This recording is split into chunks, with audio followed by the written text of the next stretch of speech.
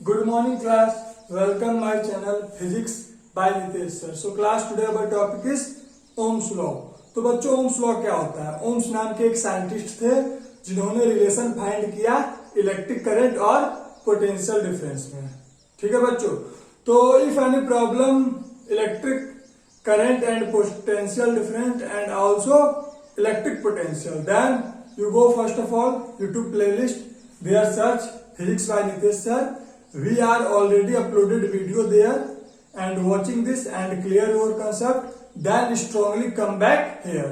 तो बच्चों अगर आपको इलेक्ट्रिक पोटेंशियल और पोटेंशियल डिफरेंस में कोई भी कंफ्यूजन हो या इलेक्ट्रिक करंट में कोई भी कंफ्यूजन हो तो आप YouTube पे जाएं और मेरा जो प्रीवियस वीडियो है जिसमें मैंने बहुत ही अच्छा बहुत ही इजी लैंग्वेज में कंप्लीट एंटायर डिस्कशन किया है, उस वीडियो को आप देख ले, फिर आप इस वीडियो को देखें.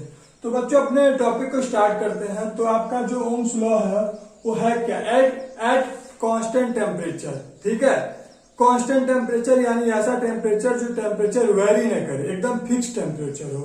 At constant temperature the current flow through a conductor. ठीक है, at constant temperature the current flow through a conductor is directly proportional potential difference across its ended. मतलब बच्चों कांस्टेंट टेम्परेचर पे, मान लो सपोज करो ये आपके सामने एक कंडक्टर है जिसका एंड ए है एंड बी है. ठीक है, कांस्टेंट टेम्परेचर पे इसमें जो करंट फ्लो करेगा, कांस्टेंट टेम्परेचर पे इस कंडक्टर में जो करंट फ्लो करेगा वो डायरेक्टली प्रोपोर्शनल होगा बच्चों इसके पोटेंशियल डिफरेंस के. Potential difference cross it's ended. अब पोटेंशियल डिफरेंस तो इसके एंड पे ही होगा ना, यहाँ का पोटेंशियल कुछ और यहाँ का कुछ और, तो ये क्या हो जाएगा? Potential difference. तो क्या होगा इसमें? कांस्टेंट टेम्परेचर पे जो करंट फ्लो करेगा वो डायरेक्टली प्रोपोर्शनल होगा potential difference crosses it's and. ठीक है, तो इसके एंड के क्रॉस पोटेंशियल डिफरेंस जो होगा वो डायरेक्टली प्रोपोर्शनल होगा इलेक्ट्रिक करंट के. तो बच्चों हम लोग अगर यहां से लिखना चाहें तो लिख सकते हैं आई प्रोपोर्शनल भी. ठीक है बच्चों, यहां से हम लोग लिख सकते हैं आई प्रोपोर्शनल भी, और एट कांस्टेंट टेम्परेचर. ठीक है बच्चों, कांस्टेंट टेम्परेचर पे. और यहां से हम लोग आल्सो राइट कर सकते हैं विद प्रोपोर्शनल आई. ठीक है बच्चों, अगर हम लोग प्रोपोर्शनलिटी हटाते हैं तो कांस्टेंट आता है. अगर बच्चों मान लो इस प्रोपोर्शनलिटी को हटा के इक्वल का साइन लाना है तो कांस्टेंट आएगा, जिस कांस्टेंट को हम लोग आर कहते हैं. अब बच्चों आर क्या है? आर को हम लोग क्या कहते हैं बच्चों? रेजिस्टेंस. आर को हम लोग बच्चों क्या कहते हैं? रेजिस्टेंस. तो बच्चों रेजिस्टेंस होता क्या है? रेजिस्टेंस क्या है बच्चों? प्रॉपर्टी है कंडक्टर की. एक कंडक्टर की प्रॉपर्टी होता है जो अपोज करता है इलेक्ट्रिक करंट को, जो इलेक्ट्रिक करंट के फ्लो को अपोज करता है. रेजिस्टेंस क्या है? The property of conductor which is opposes flow of electric current through it. जो कंडक्टर में जो इलेक्ट्रिक करंट फ्लो करता है उसका अपोज करता है. तो बच्चों आप ऐसे भी समझ सकते हो रेजिस्टेंस जो आया वो रजिस्टर से आया. जैसे आप देख सकते हो बच्चों रेजिस्टेंस को, क्लियर आपको मैं समझाता हूं. क्या होता है? कंडक्टर में इलेक्ट्रॉन मोशन करते हैं.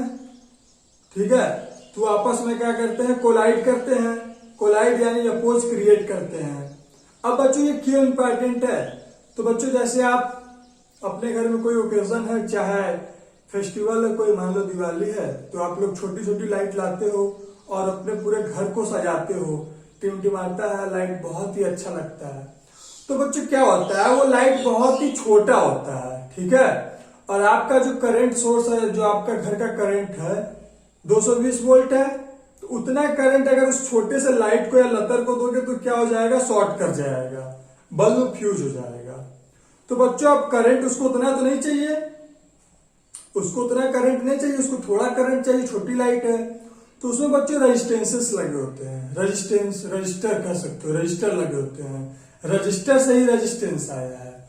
उसमें जो रजिस्टर लगे रहते हैं वो क्या करते हैं बच्चों? अपोज करते हैं, इलेक्ट्रिक करंट का अपोज करते हैं. मान लो 220 वोल्ट का जो आ रहा है आपका वोल्ट करंट उसको क्या करेगा, अपोज करेगा, उसको रोकेगा।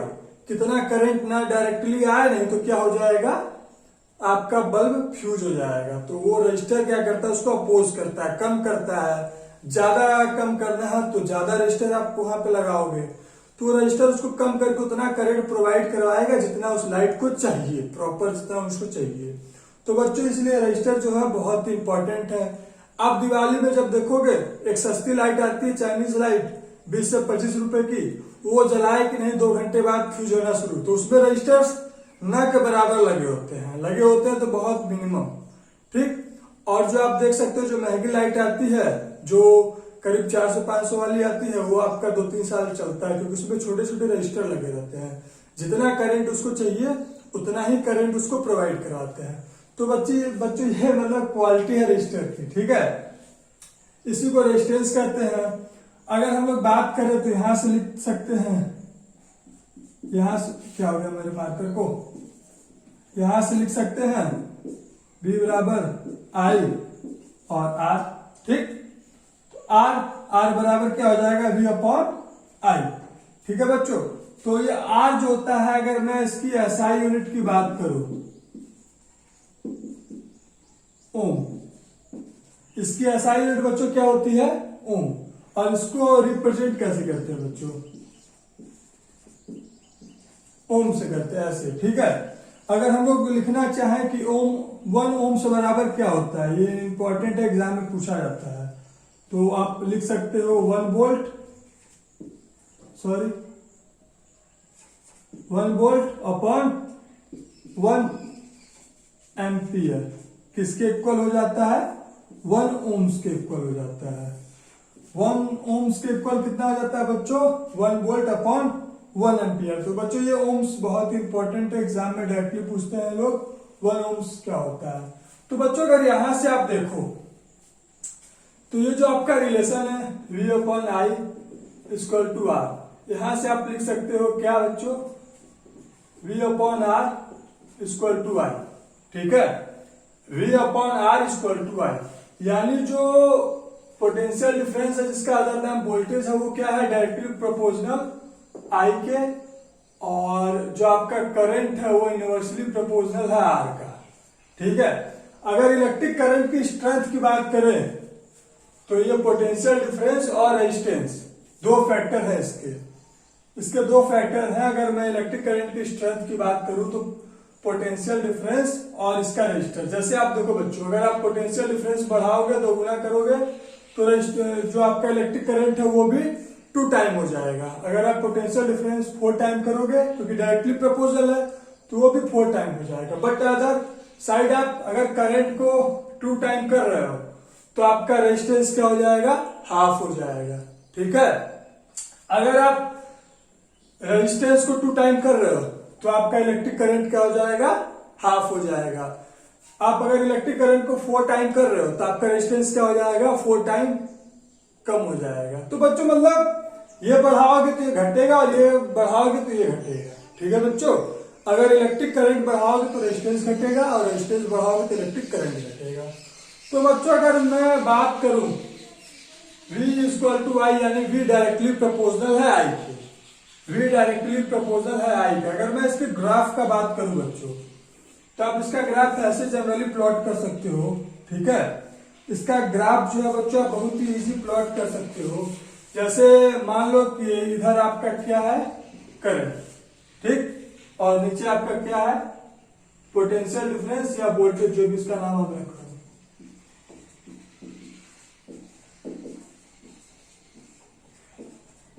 ठीक है बच्चों, और ये आपका करंट है, इलेक्ट्रिक करंट। तो उसका ग्राफ जो बनेगा बच्चों आपका एकदम ओरिजिन से, जो मूल बिंदु है, जो उसका ओरिजिन है, उससे एकदम स्ट्रेट डायरेक्शन में बनेगा, बिल्कुल स्ट्रेट बनेगा बच्चों, बिल्कुल स्ट्रेट, क्योंकि ये डायरेक्टली प्रोपोर्शनल है। यानी करंट बढ़ेगा तो पोटेंशियल डिफरेंस भी बढ़ेगा। ठीक है, और पोटेंशियल डिफरेंस बढ़ेगा तो करंट भी बढ़ेगा, करंट बढ़ेगा तो पोटेंशियल डिफरेंस भी बढ़ेगा, और पोटेंशियल डिफरेंस बढ़ेगा तो करंट भी बढ़ेगा। मतलब दोनों एक दूसरे के क्या है बच्चों, डायरेक्टली प्रोपोर्शनल, दोनों एक दूसरे से डिनोटेड है, मतलब दोनों एक दूसरे पे डिपेंडेंट है। तो इसका आप ग्राफ देख सकते हो बच्चों। और बच्चों बहुत सारे आप इसके न्यूमेरिकल आप सॉल्व कर सकते हो। जो आपका फॉर्मूला है B बराबर IR। जैसे मान लो एक बैटरी है, उस बैटरी में क्या गिवन है, उस बैटरी में बच्चों मान लो कि गिवन है जो बैटरी का पोटेंशियल डिफरेंस है वो मान लो कुछ है 10, ठीक। और जो इलेक्ट्रिक करंट है बच्चों उसको मान आपको निकालना है, और उस बैटरी में जो रजिस्टर लगा है मान लो कि वो रजिस्टर लगा है 20 ओम का, तो आपको फाइंड करना है इलेक्ट्रिक करंट। तो बच्चों आप इजीली फाइंड कर सकते हो। ये पोटेंशियल डिफरेंस आप बैटरी के क्रॉस जीरो में जो लगा है 10 वोल्ट रख दिए, आपको I फाइंड करना है। I आपको 20 ओम दे दिए हैं। अब यहां से आप देखो सॉल्व कर सकते हो। I बराबर 10/20 कट जाएगा तो 0.5, ठीक है बच्चों। क्या आएगा, 0 से 0 कट गया, हाँ 0.5। तो आप लिख सकते हो I बराबर 0.5 एम्पियर। तो बच्चों ऐसे न्यूमेरिकल है बहुत सारे जो आप बहुत इजीली सॉल्व कर सकते हो। तो अभी हम लोग बात करेंगे जो रेजिस्टेंस का जो फैक्टर है, जिस फैक्टर पे रेजिस्टेंस डिपेंड करता है उसकी बात करेंगे उससे। तो बच्चों हम लोग बात करेंगे factor affecting the resistance of a conductor. तो कौन कौन से ऐसे फैक्टर हैं जो रेजिस्टेंस को क्या करते हैं, इफेक्ट करते हैं, ठीक है। तो सबसे पहले अगर हम लोग बात करें तो पहला फैक्टर क्या है बच्चों, लेंथ ऑफ वायर्स का जो लेंथ है वो रेजिस्टेंस का बच्चों क्या हो जाएगा, डायरेक्टली प्रोपोर्शनल। जो वायर का लेंथ होगा बच्चों रेजिस्टेंस के क्या हो जाएगा बच्चों, डायरेक्टली प्रोपोर्शनल। इसका मतलब यह है बच्चों कि लेंथ जितना बढ़ेगा रेजिस्टेंस उतना बढ़ेगा, ठीक है।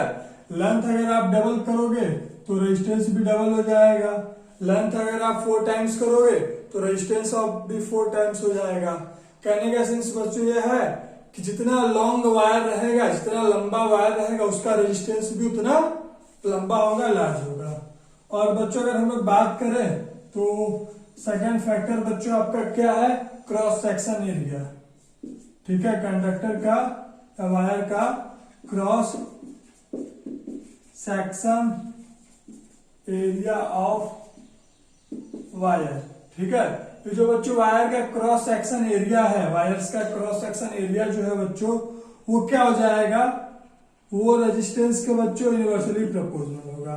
यहाँ पे आप देखे हो कि लेंथ रेजिस्टेंस के डायरेक्टली प्रोपोर्शनल है और क्रॉस सेक्शन एरिया क्या हो जाएगा बच्चों, रेजिस्टेंस के यूनिवर्सली प्रोपोर्शनल हो जाएगा बच्चों। इसका मतलब यह है बच्चों अगर आप एरिया बढ़ाओगे वायर का, जैसे मान लो ये वायर है, ये वायर है, ठीक है। देखो इसका थिकनेस है, मोटाई है, इसका एरिया भी बढ़ रहा है क्रॉस सेक्शन, ये पतला वायर है।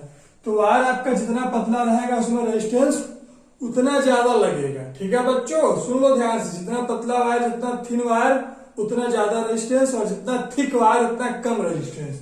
देख लो आप एरिया बढ़ाओगे आप वायर का तो रेजिस्टेंस कम होगा, क्योंकि ये डायरेक्टली नहीं यूनिवर्सली प्रोपोर्शनल है। अभी आप पीछे देखे थे कि जो करंट है इलेक्ट्रिक करंट वो भी यूनिवर्सली प्रोपोर्शनल था रेजिस्टेंस के। तो जितना आप वायर का थिकनेस बढ़ाओगे, उसका क्रॉस सेक्शन एरिया बढ़ाओगे, आपका रेजिस्टेंस क्या हो जाएगा बच्चों, कम होगा। और जितना आप रेजिस्टेंस बढ़ाओगे थिकनेस आपका वायर का कम होगा। यानी ये दोनों एक दूसरे के इनवर्सली प्रोपोर्शनल है बच्चों। अगर यहां से हम लोग बात करें डायमीटर की, तो डायमीटर की बात करें अगर वायर का तो r² हो जाएगा। अगर आप देखो, अगर आप डायमीटर को 2 टाइम करते हो तो यहाँ एरिया है बच्चों यानी डायमीटर स्क्वायर, तो यहाँ पे स्क्वायर हो जाएगा तो 1/4। अगर आप डायमीटर को वायर का 2 टाइम करते हो तो आपका रेजिस्टेंस जो होगा बच्चों 4 टाइम्स हो जाएगा, ठीक। अगर आप डायमीटर को बच्चों 3 टाइम करते हो तो आपका रेजिस्टेंस कितना हो जाएगा बच्चों, 9 टाइम। यानी आप देख रहे हो डायमीटर को आपने यहाँ पे 2 टाइम किया है, डायमीटर को यहाँ पे आपने 3 टाइम किया है, ठीक है। तो यहाँ आप देख रहे हो 2 टाइम किया तो 1/4 आया और 3 टाइम किया तो 1/9 आया। यानी जितना आप डायमीटर को बढ़ा रहे हो, ठीक है, उतना रेजिस्टेंस कम हो रहा है। दिख रहा है कि नहीं, आपने डायमीटर को 2 टाइम किया तो रेजिस्टेंस ये था, आपने डायमीटर को 3 टाइम किया तो आपका रेजिस्टेंस और कम हो गया। यानी आप वायर का थिकनेस जितना बढ़ाते जाओगे आपका रेजिस्टेंस उतना कम होता जाएगा। अब बच्चों अगर बात करें हम तो जो थर्ड है वो है जो वायर का मटेरियल है, मटेरियल ऑफ वायर आप कह सकते हो, ठीक है, या मटेरियल ऑफ कंडक्टर जो भी है, मटेरियल ऑफ वायर या मटेरियल ऑफ कंडक्टर।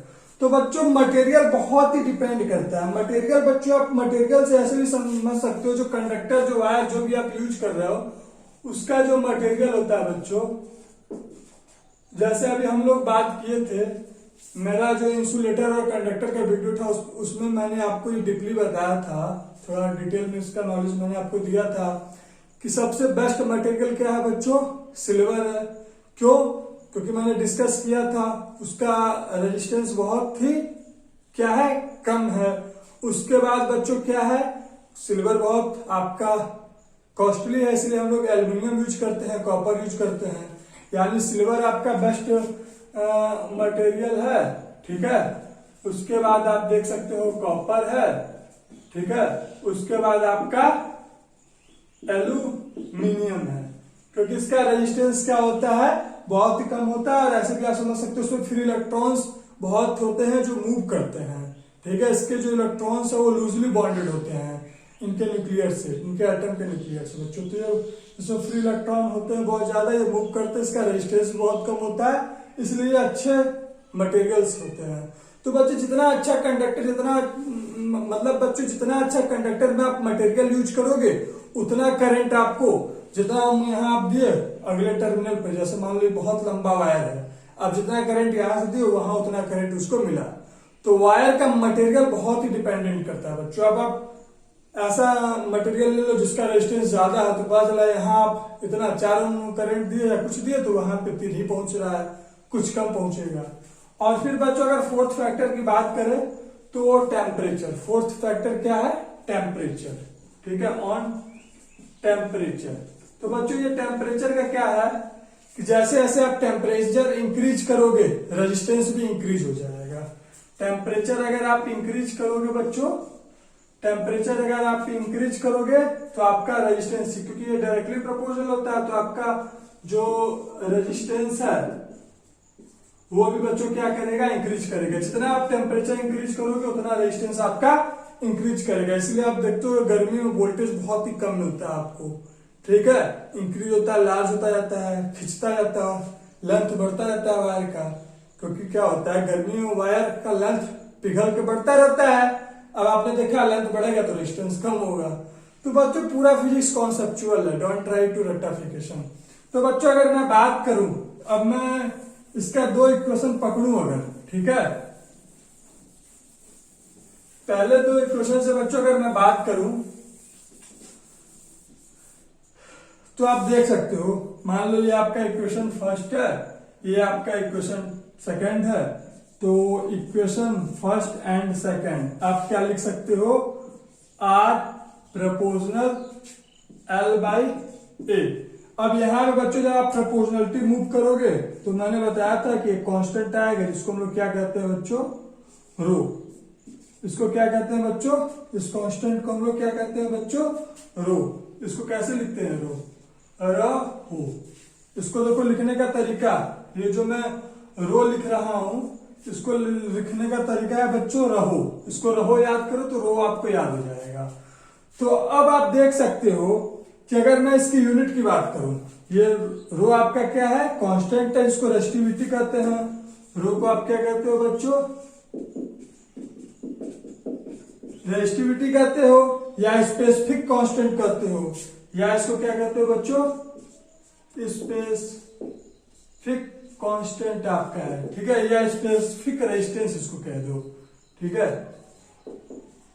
इसको स्पेसिफिक रेजिस्टेंस भी कहते हो और इसको रेजिस्टिविटी भी कहते हो, ठीक है। अगर मैं इसकी यूनिट की बात करूं तो आप देख सकते हो ये आर है, रो, एल और ए।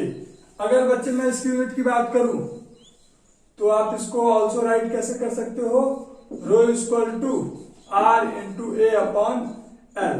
आर की यूनिट क्या होती है बच्चों, ओम, और एरिया क्या होता है बच्चों आपका मीटर स्क्वायर, और लेंथ की यूनिट मीटर, ठीक। ये मीटर इस मीटर को कट किया तो आपका रो इक्वल टू क्या बचा, ओम मीटर। ठीक है, ओम पर मीटर, यानी आप इसको ऐसे भी लिख सकते हो, ओम मीटर। ठीक है बच्चों, इसको आप ओम मीटर लिख सकते हो। तो रेजिस्टिविटी की यूनिट क्या होती है बच्चों, ओम मीटर। और ये इसकी कौन सी यूनिट है बच्चों, तो ये इसकी एसआई यूनिट है बच्चों। ठीक है, एसआई यूनिट है ओम मीटर। ठीक है, रेजिस्टिविटी की एसआई यूनिट है बच्चों ओम मीटर। तो आई होप आपको रेजिस्टिविटी का कॉन्सेप्ट समझ में आया होगा बच्चों। अगर बच्चों यहाँ पे आप देख सकते हो कि मैं अगर लेंथ को 1 मान लू और वायर के क्रॉस सेक्शन एरिया को 1 मान लू, तो यहाँ पे रेजिस्टिविटी जो है रेजिस्टेंस के इक्वल हो जाएगा। यानी जो आपका रेजिस्टिविटी है बच्चों वो लेंथ और क्रॉस सेक्शन एरिया पे डिपेंड नहीं करता, ये केवल डिपेंड करता है मटेरियल की, मतलब कंडक्टर का कैसा मटेरियल है और टेम्परेचर पे। जो आपका रेजिस्टिविटी है वो डिपेंड करता है टेम्परेचर और मटेरियल की क्वालिटी पे, जो वायर का या कंडक्टर का आप मटेरियल यूज कर रहे हो। ठीक है बच्चों, तो रेजिस्टिविटी के हेल्प से भी आप फाइंड कर सकते हो कंडक्टर और इंसुलेटर। कंडक्टर का रेजिस्टिविटी वैल्यू लो होता है, इंसुलेटर का रेजिस्टिविटी बच्चों आप बता सकते हो बहुत ही हाई होता है। जैसे कंडक्टर में आप देख सकते हो बच्चों एल्युमिनियम का जो रेजिस्टिविटी है लगभग कितना है बच्चों, एल्युमिनियम का जो आपका रेजिस्टिविटी है वो हो जाता है बच्चों 1.6 और 10 to power -8 ohm metre. 1.6 10 to power -8 ohm metre. ठीक है, जो आपका जो आपका सिल्वर का रेजिस्टिविटी है, सिल्वर आपका बेस्ट कंडक्टर माना जाता है, तो ये सिल्वर का देखो रेजिस्टिविटी इतना कम है। अगर फिर आप बात करो इंसुलेटर में, तो आप ग्लास का देख सकते हो, पेपर का देख सकते हो, उन सब का रेजिस्टिविटी क्या होता है बच्चों, ज्यादा होता है। तो आप ग्लास का अगर बात करो या पेपर की बात करो, तो पेपर का जो रेजिस्टिविटी है 10 टू पावर 12, ठीक है, ohm metre. 10 to power 12 ohm metre बच्चों देखो कितना ज्यादा रेजिस्टिविटी है, यानी कितना ज्यादा रेजिस्टेंस लग रहा है। तो जिसका रेजिस्टिविटी ज्यादा होगा वो इंसुलेटर होगा, जिसका रेजिस्टिविटी जितना कम होगा वो उतना अच्छा कंडक्टर होगा। तो आई होप बच्चों आपको मेरा ये क्लास बहुत ही